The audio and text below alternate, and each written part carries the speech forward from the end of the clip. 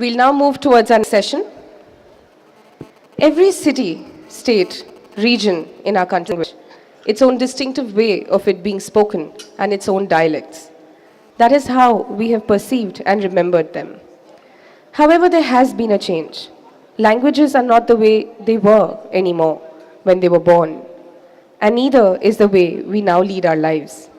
Boundaries are now permeable. With different people moving across borders, the impact on languages, their usage, and how they are spoken has changed. To understand people who belong to languages and languages that belong to people, we get to our next session, Kiska Sheher, Kiski Zuban. For this session, please join me in welcoming Altaf Tairwala.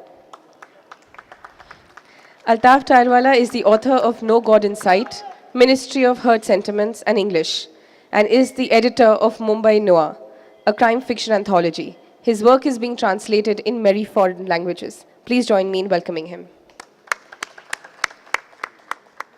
नादान परिंदे, चोर बाजारी, आज दिन चढ़िया, के खूबसूरत शब्द लिखे हैं हमारे अगले मेहमान ने, इरशाद कामिल. An Indian Hindi Urdu poet and lyricist, he has written many popular songs for films like Jab We Met, Love Aajkal, Rockstar, Aashiki 2, and many others. Please join me in welcoming him. Rakesh Kumar Singh. Having worked closely with Sarai CSDS, he has been working on themes like media, city, market, and labor, female feticide, gang rape, acid attacks, and gender studies and its perception in India have found focus in his writings. His initiative, Right for Gender Freedom, tackles with the same issues. Please join me in welcoming him. Saurabh Shukla रंगमंच और film की दुनिया के लोकप्रिय कलाकार हैं. राष्ट्रीय नाट्य विद्यालय की रेपर्टरी से अपना सफ़र शुरू करने वाले सौरभ शुक्ला जी की कुछ प्रसिद्ध फिल्मों का नाम सत्या, जॉली LLB और बर्फी है. Please extend him a warm welcome.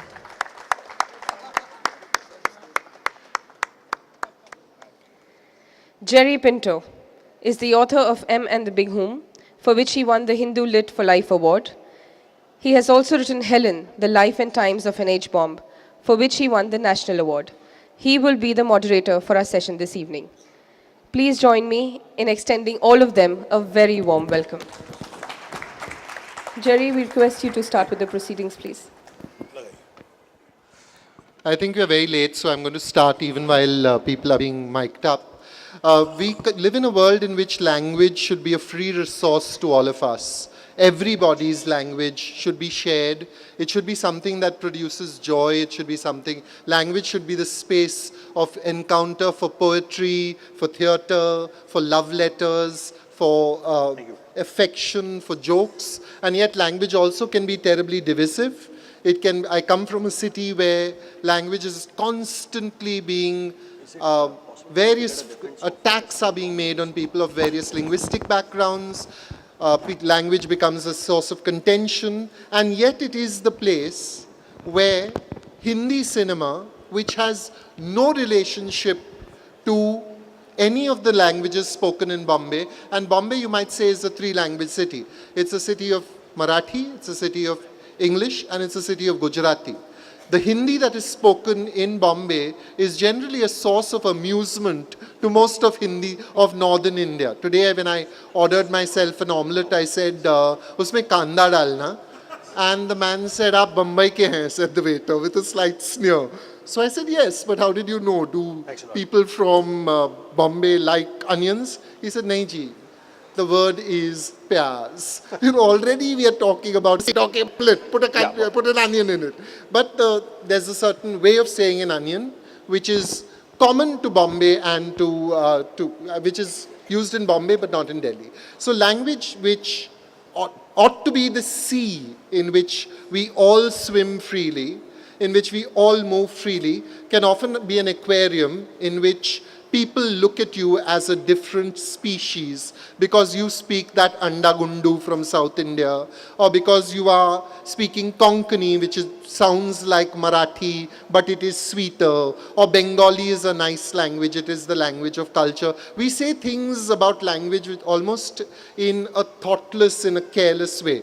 The gentlemen on this panel are all people who have had interesting and various encounters with language. They all come, I think, except for Rakesh, the Karma Bhumi of three of them seems to be Bombay. Rakesh is in Delhi, right? But, I think what we need to be talking about, what we will be talking about is this encounter with language in terms of the geopolitical possibilities that are opened up by cities and closed down by cities as well. Can I ask? Go for it. Is it good? Yeah. Thanks. It's nice to be here.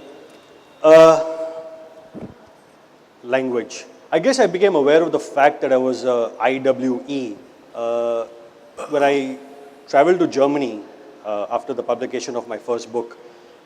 It was there where questions were raised that, A, why do you write in English? Not only by Germans, but also by other fellow writers who were invited to the German book fair at that time. And I felt defensive, of course, because I was the much hated so-called international success-seeking IWE. But it was many years later that I really began to understand my own process of writing, my engagement with the craft, so to speak. And I realized that I never actually thought in English. As somebody who grew up in Bombay and somebody who spoke Gujarati at home and Marathi with the immediate local environment, there was some kind of unknown chutney language in my head which I thought in. And when I wrote, I often kind of played the role of the translator almost. So it was this noise in the head which had to be translated and put into something that looked like English. So I think that's where I am, where language is concerned. And as Jerry rightly said, that when you went to Bombay, there is no way that you're going to you can hold up the purity of language or have a very pure approach to language. It has to be a jumble. It has to be otherwise you can't survive in the city. And I think that's the same in one's head when one is writing, when one is thinking, when one is trying to frame one's understanding of the world around. It is a jumble, and it is a continuous process of translating that jumble into sense. Irshad, I'd like to take that. Can you hear me? Irshad, I'd like to take that to you. When you're writing a lyric, for instance, today, in Bollywood of today, the language seems to have shifted from "मैं तुमसे बेहद मोहब्बत करता हूँ" to "I love you, Rahul." So is there, as an Hindi Urdu poet, do you often feel that when you're writing lyrics, you have to work with what Altaf just described as a jumble of sounds inside your head? आदाब सभी दोस्तों को जो यहाँ बैठे हुए हैं, और भाषा के बारे में और ये जो सवाल किया है इसके बारे में मेरी राय ये है कि गीतकार या स्क्रिप्ट राइटर बाई चांस थोड़े से पढ़े लिखे लोग हैं फिल्म इंडस्ट्री में, और उनको उन लोगों के साथ डील करना पड़ता है जो भाषा के बारे में, ज़बान के बारे में बिल्कुल बिजनेस को समझते हैं सिर्फ। तो जब भाषा और का मेल होता है तो वो जो इन्होंने कहा एक कि लैंग्वेजेस आपस में अमलगमेट हो जाती हैं, घुल मिल जाती हैं, पर मुझे लगता है कि भाषा किसी भी संस्कृति का एक नक्शा होती है, और जब दो संस्कृतियां आपस में मिलती हैं तो भाषाएं मिलती हैं, और जब भाषाएं मिलती हैं तो वो किसी ना किसी तरह से समृद्ध होती है। अब सवाल ये है कि भाषा को समृद्ध किया जाए या उसे शुद्ध किया जाए, उसकी प्योरिटी को बरकरार रखा जाए या उसको दूसरी भाषाओं के साथ मिला के उसको आगे बढ़ाया जाए। क्योंकि जब तक आप लोगों के साथ नहीं मिलते हैं, जब तक आप दूसरों के साथ इंटरेक्ट नहीं करते हैं, तब तक आप दूसरे की भाषा के बारे में या वो किस वोकैबुलरी में बात कर रहा है, उसकी ज़बान क्या है, उसके किस लफ्ज़ का क्या मतलब है, आप नहीं जान पाते। अब रही बात कि ये तालमेल या ये अमलगमेशन या ये मेल जोल किस हद तक फिल्म इंडस्ट्री में या गीतों में हो रहा है, उसका सबसे बड़ा जो पॉइंट या सबसे बड़ी जो मुद्दा है, सबसे बड़ा मुद्दा वो ये है कि बात आपकी समझ आ रही है आज के यूथ को, क्योंकि टारगेट इंडस्ट्री का यूथ है। उनको ये लगता है कि 40 से ऊपर का कोई भी नौजवान सो कॉल्ड गाना डाउनलोड नहीं करता। I object very strongly to that. Yeah, exactly. ऐसा उनका मानना है, मैं ये नहीं कह रहा कि ये सच है, ऐसा उनका मानना है कि 40 से ऊपर का कोई भी उतना म्यूजिक का शौकीन नहीं है, या अगर वो करता भी है तो साल में 2 4 5 गाने। अब जो भी नया गाना आया उसको डाउनलोड कर लिया, जो भी आया नया गाना डाउनलोड कर लिया, फिर उसको डिलीट भी कर दिया। ये एक यूथ ही कर सकता है। तो यूथ की लैंग्वेज आज ना बॉम्बे में, ना दिल्ली में, ना चंडीगढ़ में, ना बनारस में कहीं भी शुद्ध नहीं है। हम खुद खुश हुए हैं उनको इंग्लिश स्कूलों में भेज भेज के, सिफारिशें कर करके हमने उनकी एडमिशन करवाई है। अब वो अगर हिंदी में बात नहीं कर रहे हैं या पंजाबी में बात नहीं कर रहे हैं या कोंकणी में बात नहीं कर रहे हैं तो हम ज़बरदस्ती उनको चम्मच से बुलाने की कोशिश करती है। तो दिक्कत वहाँ से शुरू हो जाती है। अब यूथ की लैंग्वेज के ना हिंदी है, ना इंग्लिश है, ना उर्दू है, और इसका एक मिला जुला सा रूप है। तो जो गाने भी लिखे जा रहे हैं वो भी उसी तरह से मिले जुले लिखे जा रहे हैं, और जो वहाँ पे बैठे हुए लोग हैं, जो प्रोड्यूसर हैं, जो डायरेक्टर हैं, वो किसी भी शब्द को अपनी समझ के हिसाब से तोलते हैं। Okay, I'd like to take this to Rakesh, because Rakesh has been traveling around the country, I'm told, actually encountering language in the way it is being used in everyday situations, and has been writing about it in social media. Rakesh, what are your experiences in? शुक्रिया IHC दोस्तों, आप सबका शुक्रिया। मेरे लिए थोड़ा language, और क्योंकि इसमें शहर भी जुड़ा था, जब मुझे बताया था किसका शहर और किसकी ज़ुबान, तो यही मुझे अभी तक स्पष्ट नहीं हो पा रहा है कि ये शहर क्या किसी एक का है। इन शहरों पर किसी एक तरह की दावेदारी है, क्योंकि भाषा का जब शहर के साथ जोड़ के कोई संबंध तलाशने की कोशिश करते हैं तो फिर उसमें ये बात देखनी पड़ती है कि किसकी भाषा है। जो पंजाबी ग्रेटर कैलाश में बोली जाती है वो पंजाबी नेहरू बिहार में नहीं बोली जाती। मेरे ख्याल से नेहरू बिहार के कुछ लड़के हैं यहाँ पे, दोस्त हमारे। जो हिंदी दिल्ली में बोली जाती है वो हिंदी लखनऊ में नहीं बोली जाती है। आपने थोड़ी देर पहले बताया हाँ जी और जी हाँ का फ़र्क, पर हाँ जी और जी हाँ तो बहुत क्लासिकल रिफाइंड फॉर्म ऑफ भाषा कह सकते हैं।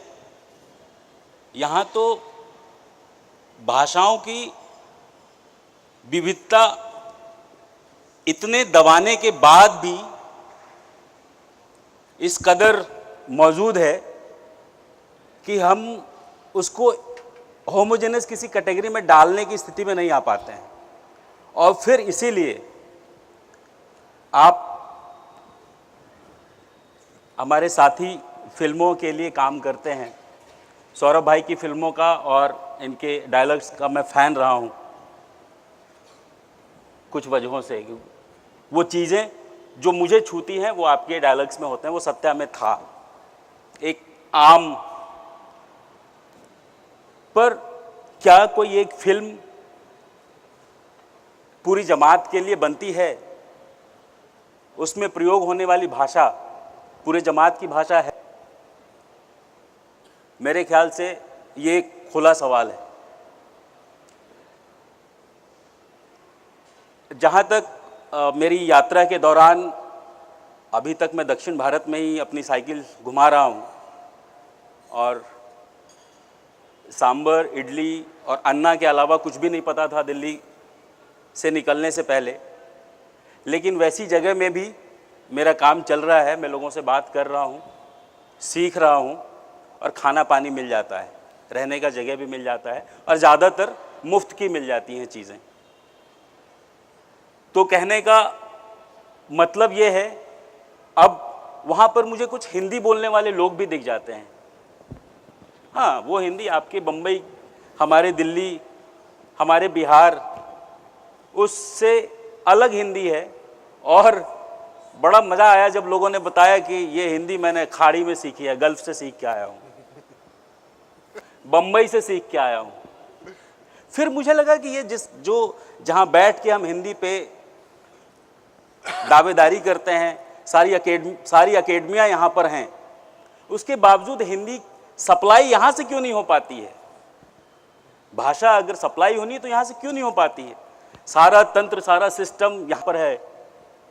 नहीं, हिंदी को वैसे ही क्लासिकल बनाना है जैसे अंग्रेजी है। एक तबके की समझ ये है, उसमें व्यापकीकरण का स्कोप मेरे हिसाब से, मुझे अपने लिए कम लगता है। क्या ये हाँ जी चलेगा हिंदी के कहानियों में डायलॉग के तौर पे? हाँ हो नहीं चलेगा। हम बिहार में हाँ हो बोलते हैं, हाँ हो कह नहीं चलेगा, काहे नहीं चलेगा। तो सवाल यह है कि शब्द किनके हैं, तौलते कौन हैं और उस पर खाते कौन हैं। इन चीज़ों को अगर हम साफ करें तो, और ये मैं तो आप लोगों पे बहुत वो करता हूँ कि आपसे कुछ मिले नेक्स्ट राउंड में। So sort of the question I think everyone generally feels is that Hindi films have probably been central to spreading the Hindi language. But Hindi films themselves have a Hindi film language, which isn't the language of the spoken Hindi of say North India or of Punjab or wherever. And in your experience, Satya, I think is on everybody's head. Creating that kind of world largely through language, is that a challenge when you're writing dialogue? I think that, sorry, excuse me. Film जब भी आप फिल्में बनाते हैं, so one, you do not want to stick to one kind of film, and when you say one kind of film, it means one part of society or one part of the country. So obviously it changes characters, culture and language. So that's why Hindi films do not have a Devanagari Hindi, क्योंकि मुझे लगता है देवनागरी हिंदी कोई नहीं बोलता है। देवनागरी हिंदी वो लिखी जाती है, वो बोली नहीं, वो भी सरकारी बोर्ड्स पे लिखी जाती है, बाकी और कहीं नहीं लिखी जाती है। So the very first attempt of a screenplay writer, of a story writer also and a novelist also, I'm sure, कि जो भाषा लोग बोलते हैं, जिस कल्चर में जगह जगह लोग रहते हैं, उन सबको पकड़ना। तो इसलिए आप अवधी भी सुनेंगे फिल्मों में, भोजपुरी भी सुनेंगे, ब्रिज की तरफ की भाषा भी सुनेंगे, राजस्थानी भी सुनेंगे, गुजराती का पुट भी रहेगा। साउथ इंडिया की जो लैंग्वेज है, तमिल हुई, मलयालम हुई, तेलुगु हुई, they are very different from Hindi. Sound wise, they are very, very different. So if somebody speaks pure Telugu, I will not be able to understand. लेकिन हमने उसका भी तोड़ निकाल लिया, हमने उनके phonetics पकड़ लिए, हमने उनका sound पकड़ लिया। आइए यो क्या करता है तुम, तो हमने, और उसको हमने मद्रासी, जिसको मद्रासी, क्योंकि हम लोग मद्रासी मानते हैं कि बम्बई के उस तरफ सब मद्रास है। So ये रहा। लेकिन मुझे ऐसा लगता है, जैसे भाषा की बात हो रही थी, जैसा इरशाद भाई ने भी कहा और संजय जी ने कहा कि भाई भाषा की प्योरिटी की अगर हम बात करें, तो अभी मैं कुछ 10-15 दिन पहले एक डिस्कवरी पे वो आ रहा था, प्रोग्राम आ रहा था डिस्कवरी साइंस पे, तो उसमें ऐसा कहा गया कि काफ़ी लोगों का मानना है कि साइंटिफिकली ह्यूमंस जो हैं वो अफ्रीका में कहीं एक पर्टिकुलर जगह कीनिया के पास से हम लोग निकले हैं। तो अगर प्योरिटी मेंटेन करनी है तो we all should go and live next to Kenya, and we should all be speaking the same language when we actually started speaking, which is वाह। So that is the purity of language. So the moment we say a pure language, there is nothing called a pure language. Language या कोई भी चीज़, उसका विकास होता है, उसको बढ़ना पड़ता है, और बढ़ने का मतलब होता है कि उसमें बदलाव आएंगे। मैं यहाँ पर एक छोटा सा ये कहना चाहूँगा कि I am really missing Javed Akhtar साहब यहाँ पर, क्योंकि मैं जावेद साहब के साथ टैंपा में था, अभी एक फंक्शन में था वहाँ पर। तो जावेद साहब ने एक लाइन मुझे बोली थी, अब मैं वो बता नहीं पाऊँगा आपको, लेकिन जो उसका एसेंस था वो बता देता हूँ मैं आपको। उन्होंने एक लाइन मुझे बोली, उन्होंने कहा कि एक आदमी कमरे में घुसता है, बिस्तर पे लेटता है, छत की तरफ देखता है, खड़ा होता है, स्विच ऑन करता है, बत्ती गई हुई है, वो कमरे का दरवाज़ा बंद करके बाहर चला जाता है। कहना ये भाषा आपको समझने में दिक्कत हुई? मैंने कहा बिल्कुल नहीं हुई। उन्होंने पूछा कि आप बता सकते हैं इसमें कितनी भाषाओं का इस्तेमाल हुआ है? तो जैसा मुझे मालूम था, मैंने कहा साहब हाँ, हिंदी होगी, उर्दू होगी, फारसी होगी इसके अंदर, और थोड़ी अंग्रेज़ी भी है। तो उन्होंने मुझे 15 भाषाएं गिनाई थी इसके अंदर, जिसमें से एक इटालियन भी थी, एक शब्द इटालियन का था। मैं हैरान रह गया, मैंने कहा इटली का तो कोई मतलब नहीं है हिंदुस्तान से, इसमें तो इटालियन वर्ड है नहीं। उन्होंने कहा जी नहीं, कमरा जो है वो इटालियन वर्ड है। सो अगर ये जो भाषा हम बोल रहे हैं, ये न सिर्फ प्रांत की बल्कि पूरी दुनिया से ट्रैवल करके, और उसकी खूबसूरती उसी में है। जैसे उर्दू, जिसका मेन अर्थ, जिसका अर्थ होता है कैंप, एक ऐसी जबान जो एक जगह पे इकट्ठी होके बनी, तो मेरे ख्याल से इससे ज़्यादा खूबसूरत चीज़ तो कुछ हो ही नहीं सकती। सो not that I'm saying that anybody has a problem with that, but जब भी मैंने हिंदी का कोई भी सम्मेलन जिसमें मैं गया हूँ, उसमें भाषा की शुद्धता पे लोगों ने बड़ी बात की है। लेकिन बात यह है दोस्त कि भाषा का मूल अर्थ जो है वो तो विचारों को संप्रेषित करना है।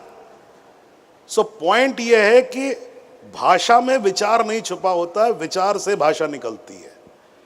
So I think that's why I always think that whatever the language is, it's beautiful and it's changing its form. आज बहुत सारे, जैसे एक छोटा एग्जांपल मैं आपको दूंगा। बनारस में आप सुबह निकलिए, वो बोलेगा राम राम भैया, रिक्शा वाले जरा इधर आओ, और क्या हाल चाल है? अच्छा सुनो, गदौलिया चलोगे क्या? ये इतना बड़ा एक लाइन, क्योंकि वो बनारस का शहर है, उसकी दुनिया है, उस आदमी के पास सुबह सुबह वक्त है। मुंबई में सीधा ऑटो वाले के पास बोलेगा सेंटा क्रूज, और वो जवाब भी नहीं देगा, वो खाली ऐसे करेगा और गाड़ी चल पड़ेगी।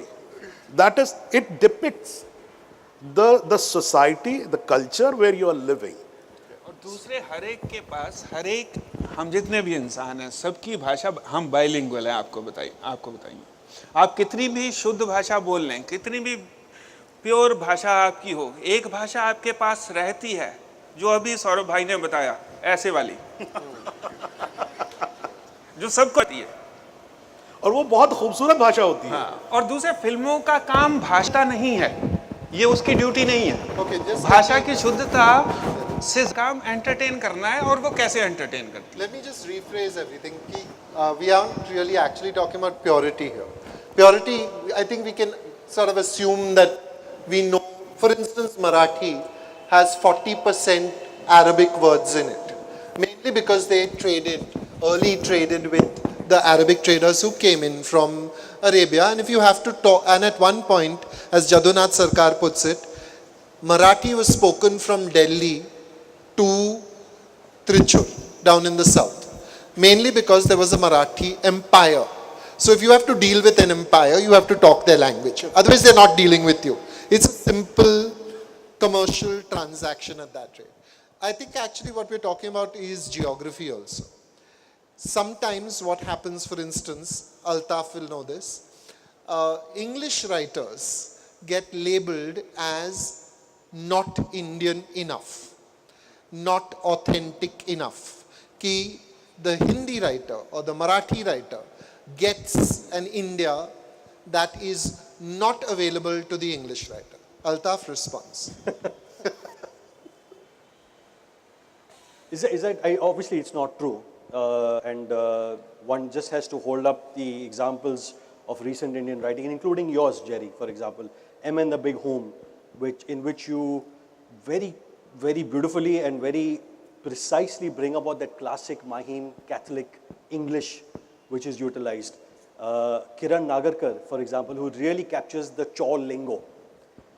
And there are innumerable other examples of people who've been able to capture the essence of the language spoken where they are. Yes, it is maybe a matter of fact that, you know, the Indian writer in English happens to live in an urban environment, and the urban environment happens to be somewhat internationalized more than a tier 2 city or maybe a rural area. So to that extent, that accusation flies and then it maybe sticks.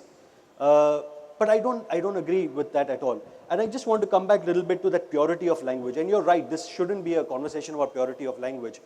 But at the same time, we should not shy away from the fact that language is also being made impure very consciously by a lot of vested interests.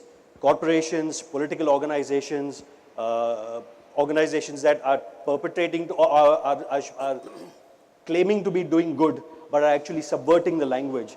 And I think that's something, while we squabble or discuss amongst ourselves that what is correct use of language and whose language is pure and is it right to speak a pure or impure language, our language is already being hollowed out from within. And you know, I work in an organization.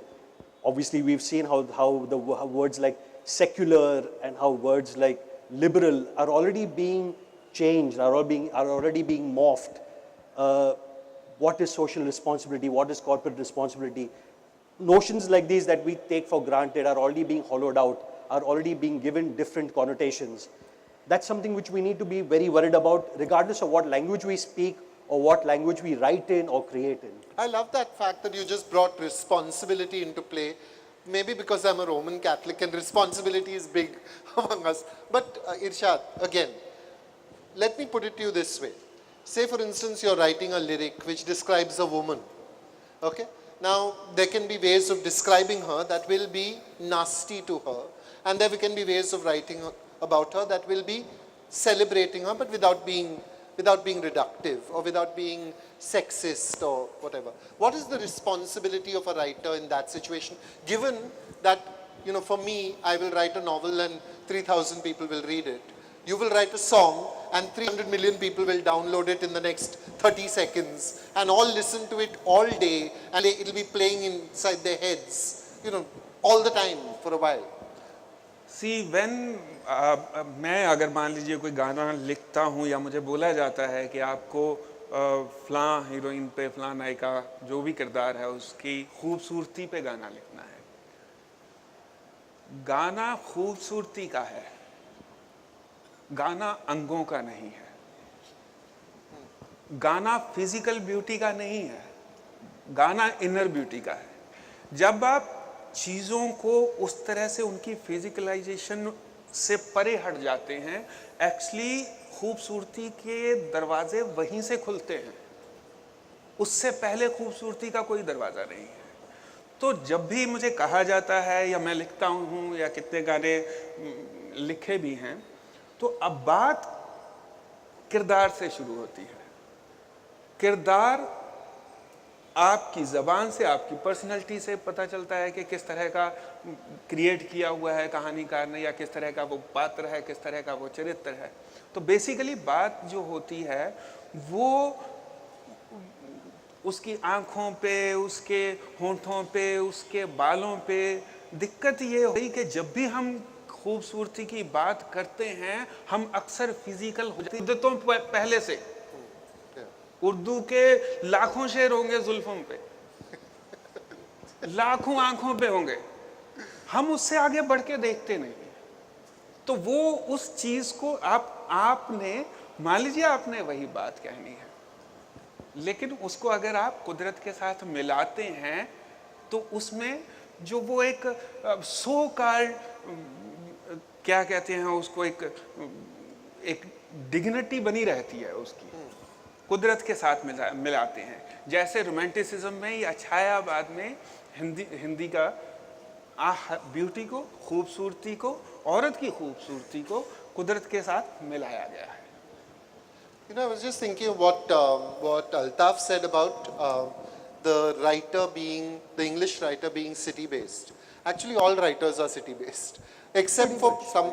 I mean, there 80% of writers, poets don't live in villages. They have to live in cities. But your novel, I'm told, actually your writing deals with also with the way that your language has been changing in your village and how it has been changing. So would you like to talk about that, Rakesh?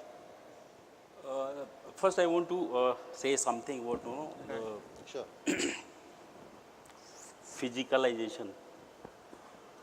ये काम तो बखूबी मतलब साहित्य और cinema के जरिए हुआ ही है और आज भी हो रहा है. ये कोई देहात का आदमी इस तरह से जैसे भाई आप लोग हम में ना बहुत ठीक ढंग से कोहेसिव टाइप की बात ना ढूंढने की कोशिश कीजिएगा. जितना पकड़ में आए उतना ही पकड़िएगा. जैसे गांव देहात के लोग हनी सिंह नहीं हो सकते और हनी सिंह के सबसे बड़े समर्थक आज के युवाओं में युवा महिलाओं की पीढ़ी है. जब एक समय हमारी कुछ महिला साथी उसके गाने को के शब्दों को लेकर के ऐतराज़ जताते हैं तो दूसरी तरफ उनसे थोड़े कम उम्र वाली कहती क्या बात है, वो तो उनका प्रोफाइल पिक भी वही होता है. तो भाई रास्ता तो साहित्य ने दिखाया है कि कैसे शरीर का एकदम पूरा विन्यास लेकर के सामने रख देना है साहित्य के नाम पर. दिल जिगर ये सब ना हो तो कविता नहीं, गीत नहीं कहा. तो मेरे गांव से शहर की भाषा की बात अगर करें, ये तो मेरे ख्याल से जो एक दो पीढ़ी पहले गांव से आए होंगे उनको अच्छी तरह पता है कि गांव में लोग भोजपुरी बोलते रहे, मैथिली बोलते रहे, बज्जिका बोलते रहे. घर में स्कूल में गए तो मास्टर साहब हिंदी में पढ़ाए, 10वीं हिंदी में पास किए तो बाहर निकले तब तक हिंदी अपनी हो गई थी. बाहर निकले तो पता चला एक और भाषा है जो अंग्रेज़ी है. अब काम काज उसी में होगा तो हिंदी हमारी पीछे रह गई, अंग्रेज़ी हो गई. जब बेटी का एडमिशन करवाने स्कूल में गए तो वहाँ कह रहे हैं वो कुछ टीचर्स कुछ पेरेंट्स एक ओरिएंटेशन मीटिंग में, no please tell them to speak in English. ये अभी भी हिंदी में ही बात करते हैं घर में. मैंने कहा कि यार कमाल है, थोड़ा सा तो बचा रह लेने दो अपना कुछ. अंग्रेज़ी सीख लेना बहुत बड़ी चीज़ थोड़ी ना है. हमारे जैसा देहाती जो 6ठी क्लास में अंग्रेज़ी जाना लेसन, हमको थोड़ी शर्म आती है, किसी से काम तो बढ़िया चलता है हमारा. तो भाषा के साथ मैं वही कहूँगा कि जो समाज में जिन चीज़ों का वर्चस्व है, जिन ताकतों का वर्चस्व है, उन्हीं ताकतों की भाषा वर्चस्वशाली है. वरना तो भाषा तो खाने कमाने के लिए भी एक भाषा होती है. और जब आप कहते हैं कि वहाँ पे हिंदी नहीं बोलते, मराठी, गुजराती, अंग्रेज़ी, हम कैसे छोटे शहरों में लोग अपनी भाषा के साथ सिर्फ नहीं उखड़ते, जब वो बाहर आते हैं तो भाषा के साथ वो समाज और रिवाज भी उनका छूट जाता है. क्योंकि वो भोजपुरी छूट जाती है, वो मैथिली, वो अंगिका, वो हरियाणवी छूट जाती है. और इस प्रकार भाषा, कल मैंने लिखा भी था कहीं कि मोबाइल फ़ोन बन जाता है. स्मार्टफोन का स्मार्टनेस कितना बढ़ता है उससे हमारी क्षमता और औकात का पता चलता है. भाषा के साथ भी वही है कि किस समय क्या बेचने के लिए कौन सी भाषा का इस्तेमाल किया जाएगा और कौन सी चीज़ पीछे रह जाएगी. तो वो चीज़ जिस पर हमको बहुत नाज होता था, जिसमें हम जिए हैं, पले हैं, बढ़े हैं, आज भी हम उसमें बार बार जीना चाहते हैं, वो छूट गया है. उसको इतना लचर और कमज़ोर बना दिया है. अब मैं इस पर मातम नहीं कर रहा हूँ, लेकिन ये हुआ है और ये वही लोगों ने किया है जिनको शुद्धता से प्रेम है. और शुद्धता नापता कौन है? कौन है जो जज है, बताता है कि ये 26 कैरेट का है, ये 33 और 36 कैरेट का है? Yeah. I'd like to take that to Saurabh also, because I remember once interviewing Shabana Azmi, who said there are 3 or 4 people who can speak Hindi in the whole industry. Javed Akhtar, me, Amitabh Bachchan because he's, and now I suppose it would be Saurabh Shukla, Anurag Kashyap as well. Is it now an industry that speaks English? I know that many people want their dialogues written in Roman script, for instance. They don't even want Devanagari script anymore. So, and it does seem as if directors speak to actors, actors speak to directors, or almost all of it is in English. Is this true? It has always been true, I guess. English is the only language which actually binds the whole country. I mean, it's just from one thread to the other. And English is amazing. I mean, I have, though I started learning English at 7th standard because I was in a government school. And English, whatever I'm speaking today, I actually learned when I came to Bombay. Before that, I used to speak Hindi, and I still think in Hindi, but somehow I've become smart enough to grab it and make it sound like I'm speaking English. But English is quite amazing because, you know, लोगों को लड़ते हुए देखिए कहीं पर भी. जब police वाला आता है, तुरंत जिनका झगड़ा हो रहा था उसमें से एक अंग्रेजी में शुरू हो जाएगा. Sir, see, the thing is that, you know, he was coming on the wrong side and this is my right. Because English represents power, we are not free from the colonial hang-up still. Okay. Now, I have no issues with English, and as a matter of fact, even in terms of English, I'm very happy with mobile, the SMS language, because my spellings are terrible. So I love to write, and I would love to write a novel in a SMS language, you know, so that... There are publishers sitting in the audience. I'm sure they'll be very happy to do and your first novel. And the basic reason behind that has always been, because I always believe that language is nothing but it's a communication of your thought. How funny your thoughts are, how crucial your thoughts are. And that's why I will repeat that once again, that this is true, that this we keep talking time and again, that I'm an intellectual. Obviously, I'm in a business which is the business of intellect. Okay, but in India, intellectual has been replaced with pseudo-intellectualism. We do not use the word pseudo-intellectualism anymore. We say intellectual, and that has become pseudo-intellectual, which is dangerous. So the thought is dangerous because you do not want to be people to be intellectual, responsible, committed. So you just twist them and turn their meaning into something else, which is more worrying rather than anything else. I think, And I sorry, I'll just take 2 seconds. When in language, because it's a language discussion, एक छोटा सा किस्सा सुनाता हूँ आपको मैं. एक गांव में एक प्राइमरी स्कूल था, तो बच्चे थे वहाँ पर, तो विजिलेंस के लिए इंस्पेक्टर आया और उसने कहा, बच्चों अंग्रेजी आती है? बोले हाँ जी आती है, मास्टर जी ने पढ़ाई है, हमें आती है. बोले अच्छा बताओ GIRL क्या होता है? तो एक बच्चे ने हाथ खड़ा किया. हम बोला बताओ. तो बोला जी GIRL होता है गर्ल. कहा था बदतमीज, तुम्हें इतना भी नहीं मालूम? गर्ल नहीं होता, GIRL गिरल होता है. तो बच्चा चुपचाप बैठ गया. फिर इंस्पेक्टर ने पूछा, अच्छा गिरल का मतलब बताओ कोई. उस बच्चे ने फिर हाथ खड़ा कर दिया. तो बोला हाँ बेटा बोलो, गिरल का क्या मतलब होता है? कहा था जी गिरल का मतलब होता है लड़की.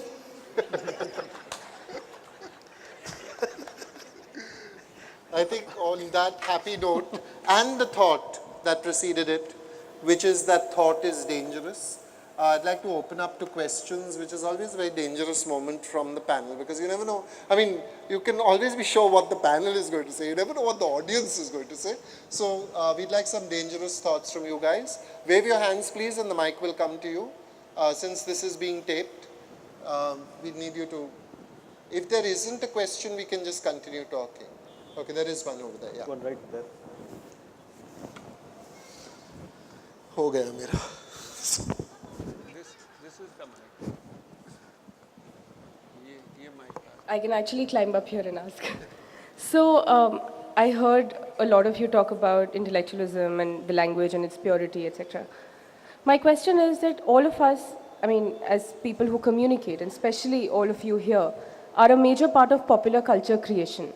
And we always turn around and we say that the young or the youth not being able to appreciate language for what it is.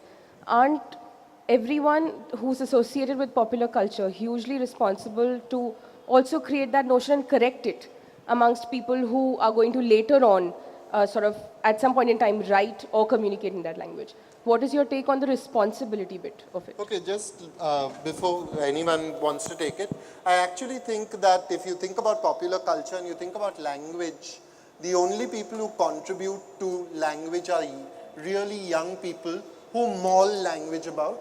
And since they maul it, out of that produce really interesting and exciting ways of looking at language. The word awful, for instance, originally meant in English something that filled you with awe. So take language and they have the courage to mold it in the way that someone who's 48 doesn't have it.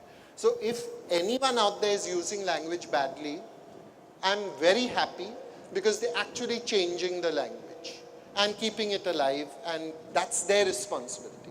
My responsibility is to use whatever little remnants I have of the time that I was a genius, which was when I was a young child, and to try and forge a new language, which is getting more and more difficult as I get older. Anybody else with responses? I agree with you, so that's it.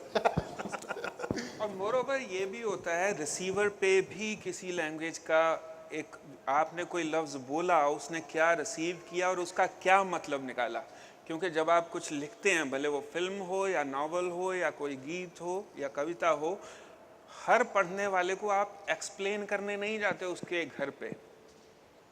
तो कविता में ऐसे बहुत सारे लफ्ज़ होते हैं, novels में भी होते हैं, जो अंदाजे से आप उसका एक मीनिंग निकालते हैं और उस अंदाजे वाले मीनिंग को ही आप आगे यूज़ करने लग जाते हैं और उसी का चलन भी हो जाता है। वो जो मीनिंग होता है वो आपके आसपास होता है, जो चीज़ें आपने देखी होती हैं। बड़ा मुझे एक एग्जांपल याद आ रहा है, बड़ा एक गाना आया था, हम छोटे छोटे थे, आती क्या खंडाला, बहुत पॉपुलर हुआ था गाना। अब छोटे थे, हमें ना खंडाला का पता था और किसी को बुलाना भी होता है ये भी नहीं पता था, तो मुझे समझ में आया वो वर्ड हाथी का फन डाला, क्योंकि मेरे दिमाग में हाथी था, मेरे दिमाग में फन था। तो वो आप रिसीव कैसे करते हैं उस चीज़ को, तो आप उस पर भी बहुत सारा डिपेंड करता है लैंग्वेज का। मैं एक अनुभव बताना चाहता हूँ।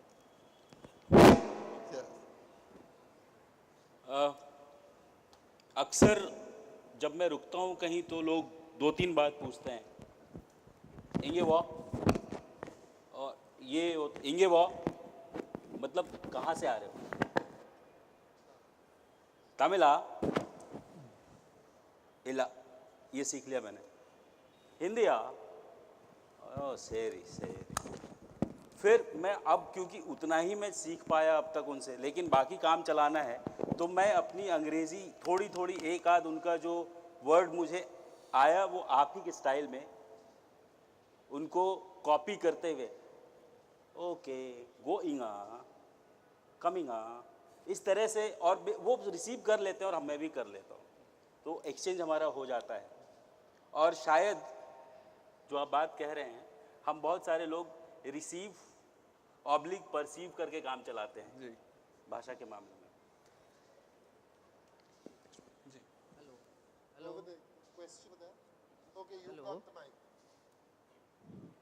हेलो, मेरा सवाल इस हिसाब से है, इंटरनेट और ग्लोबल विलेज के युग में हम किसी शहर को किसी एक भाषा से कैसे जोड़ के देख सकते हैं, ये नहीं, मुझे नहीं लगता। एक्चुअली क्या है, ये जब भाषा का और शहर का जुड़ाव हम देख रहे हैं, ये हम आज से तकरीबन 100 साल पहले की बात कर रहे हैं, जब कम्युनिकेशन के मीन वैसे नहीं थे, जब जर्नी के मीन वैसे नहीं थे। जब एक जगह से दूसरी जगह कोई इंसान जाता है तो उसके साथ उसकी संस्कृति भी जाती है और उसके साथ उसकी भाषा भी जाती है।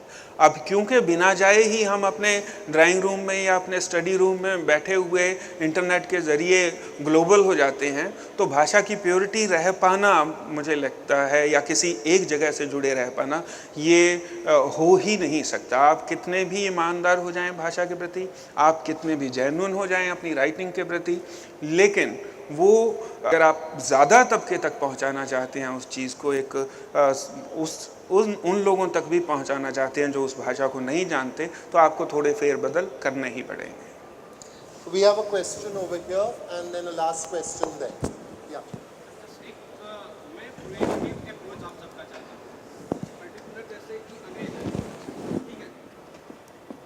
You want to have the mic? And make it quick also because we are running out of time. अंग्रेज आए, यहाँ अंग्रेज आए, वो यहाँ राज करने के लिए हमारी जो भी लोकल लैंग्वेज थी, चाहे बंगाली थी, हिंदी थी, उन्होंने सीखा, हम पे राज किया। मैं सेम अप्रोच अब लाना चाह रहा हूँ। हम इंग्लिश सीखें, आप इंडस्ट्री से हैं, सीखेंगे, अगर इंग्लिश में फिल्में बनती हैं, ग्लोबलाइजेशन हो सकता है। और हम एज ए टेक्निकल पर्सन, मैं कभी प्रॉब्लम आती हूँ तो मुझे एज ए बाहर के बंदों से मेरे को डील करना पड़ता है इंग्लिश में।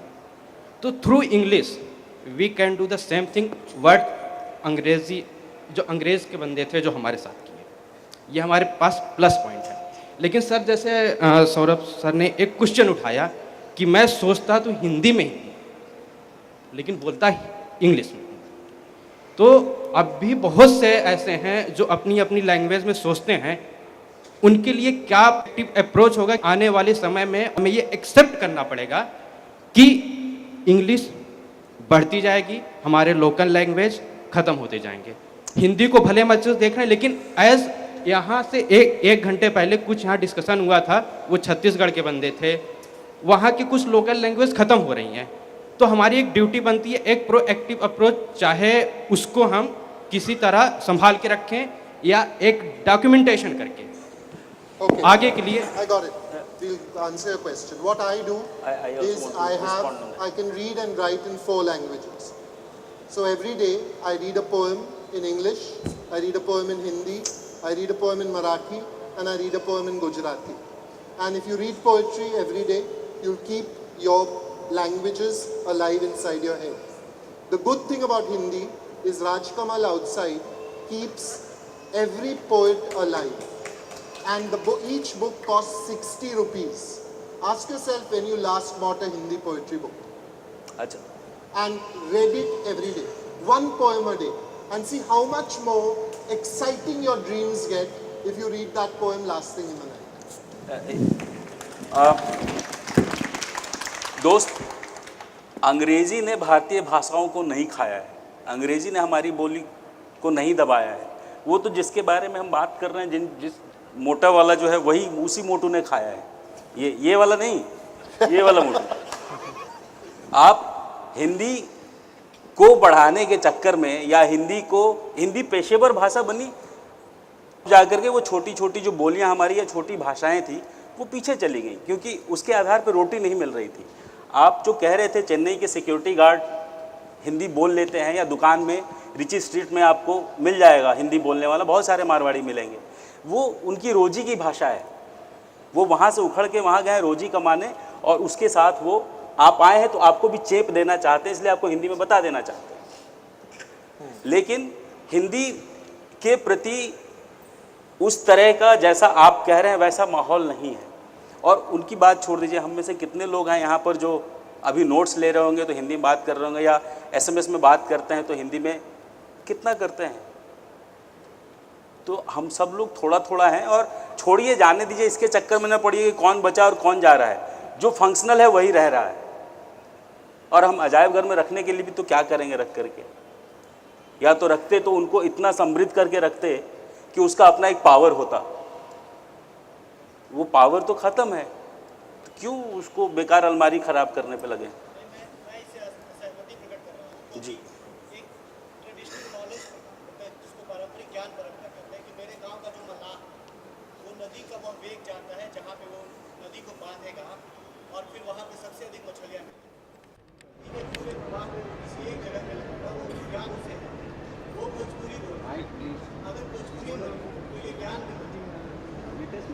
No, I completely get it. And there are 2 great examples in the world that have been saved by great political endeavors. Hebrew and Welsh. Hebrew was restored from a language that nobody spoke to everyone speaking it in Israel and writing it and learning it regardless of whether you came. I had 3 Jew friends in school, Jewish friends in school, who went to Israel and slowly stopped writing me letters because they started writing in Hebrew. Now, the problem is 2 things. One is you can have a language that is artificially kept alive by government subsidies and by putting out bad books in the language, or you can choose yourself to rescue your language in your head by reading poetry, by writing in it, by experiencing it, by talking it. Our problem is that Nissim Ezekiel said it really well. He said he was a great poet in English. He said, many people come into this room and say, someone should do something. No one comes in and says, I will do this thing. So if someone out there is supposed to save local languages, that saves me any trouble. Okay, and there is another point. There is another point. We have a big example of a language which we actually do not speak, do not read, do not even discuss anything about that, which is Sanskrit, which is the basis of our most of the languages. Okay, now the point is, because Sanskrit refused to grow, to modify, that's why today, even if you want, you can't do anything about it. Though we all know how great a language that is. We know great stories about Sanskrit, but we can't do anything. So the point is that when you become so rigid, you're going to fall. Which is, I think, a really, is there a last question? We can have a last question. Right? One last question. Yeah, hello. Yeah, and try to make it brief because there's a poetry reading to follow and that will wake up all your heads in the languages inside your heads. Yeah. मेरा सवाल नहीं है, मैं बस आप लोगों की उसमें राय जानना चाहूँगा। काफ़ी पहले एक शो आया करता था अनुपम खेर सर का, से ना समथिंग विद अनुपम अंकल, जो बच्चों का था। उसमें एक बच्चों को बुला के वो इंटरव्यू लेते थे, उनसे बातचीत करते थे। तो उसमें एक बार एक बच्ची आई थी छोटी सी, अनुपम जो थे वो उनसे हिंदी में बात कर रहे थे, बच्ची इंग्लिश में जवाब दे रही थी। काफ़ी देर तक होने के बाद जब अनुपम खेर साहब थे, उन्होंने उनसे बच्ची से पूछा कि बेटा आप हिंदी में जवाब क्यों नहीं दे रहे? तो उस लड़की का जो जवाब था वो ये था कि my mother says Hindi is our maid's language. तो उसको लेकर मैं जानना चाहूँगा कि इस तरीके की हीन भावना क्यों पैदा हो रही है? Maid's language. हाँ, maid's language, that's why I should not talk in Hindi. In the Portuguese rule, if you sang a lullaby to your child in Konkani, they would come into your house and take your child and smash it on the wall. No, I'm not joking. This was actually what happened. Konkani became a maidservant's language in Goa and Portuguese became the language of sophistication. I think everybody here has pointed out that English has, Napoleon put it well, he said, it's a dialect if it does not have an army behind it. A language has an army behind it. English has an army called Microsoft behind it, called Apple behind it, called Nestle behind it. All these are English language corporations. You're going to have to fight this battle one person at a time, one word at a time, one poem at a time, one song at a time, in your heart and in everybody's hearts. That girl is not wrong, my opinion. Sir, I just have one last question. It's a short one. Good. I would like to know your views upon this class distinction and language. Like, for example, in medieval times, in England, it was a rule that like upper class used to speak in French and lower class used to speak in English. So that is what is happening in India also. Like upper class is speaking in English and lower class is supposed to speak in Hindi. Now you spoke in English, upper class or lower class? ये अंग्रेजी को ही छूट है कि वो बाद में fuck कर सकता है, बाकी किसी भारतीय भाषाओं को नहीं। नहीं है सर। क्लोज डोर्स में सब करते हैं। क्लोज डोर में नहीं, मैं पब्लिक की बात कर रहा हूँ। अभी यहाँ से बाहर चलिए। बाहर चलिए, हाँ वही। तो हमने बचा रखा है। Thank you very much. अच्छा, आप लोग अगर हिंदी अगर आप लोग पढ़ते हैं तो एक मेरा बड़ा फेवरेट नॉवल है, it's not a novel, it's a memoir, Kashinath Singh का काशी कास्ती, वो प्लीज पढ़ लीजिए। लगे हाथ बम शंकर टन गणेश का लेखक हूँ और जितनी चिंताएं जता रहे हैं वो किताब पढ़ लीजिए।